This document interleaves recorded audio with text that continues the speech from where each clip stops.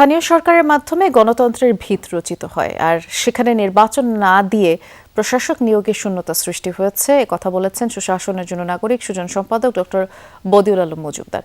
দুপুরে জাতীয় প্রেস ক্লাবে গোলটেবিল বৈঠকে কথা বলেন তিনি। স্থানীয় সরকার বিষয়ে সরকারের সাম্প্রতিক সিদ্ধান্ত, সাংবিধানিক বাধ্যবাধকতা, আদালতের রায় ও জনপ্রত্যাশা শীর্ষক গোলটেবিল আলোচনায় তিনি আরও বলেছেন, উপজেলায় সংসদ সদস্যদের অফিস খোলার প্রজ্ঞাপনের মাধ্যমে সংবিধানের ৫৯ অনুচ্ছেদ লঙ্ঘন হয়েছে। এছাড়া প্রশাসক নিয়োগে আদালতের নির্দেশও লঙ্ঘিত হয়েছে। অবিলম্বে এমপিদের অফিস খোলার প্রজ্ঞাপন বাতিলের দাবি তিনি জানান। সুজন সম্পাদক বলেন, স্থানীয় সরকারে যারা নির্বাচিত হবেন তারাই সেখানে প্রশাসনিক দায়িত্ব পালন করবেন, আর সেখানে সংসদ সদস্যদের অফিস থাকলে স্থানীয় সরকারের উন্নয়ন নয়, বরং নেতাকর্মীদের জমায়েত বাড়বে।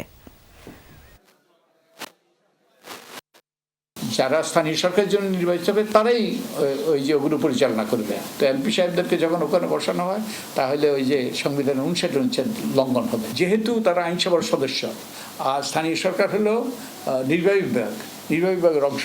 তাই ওই যে সেপারেশন অফ পাওয়ার্স লঙ্ঘন হবে, এটা করতে পারে না। তাই তারা প্রত্যক্ষভাবে যেটা করতে পারে না, পরোক্ষভাবে করার চেষ্টা করছে।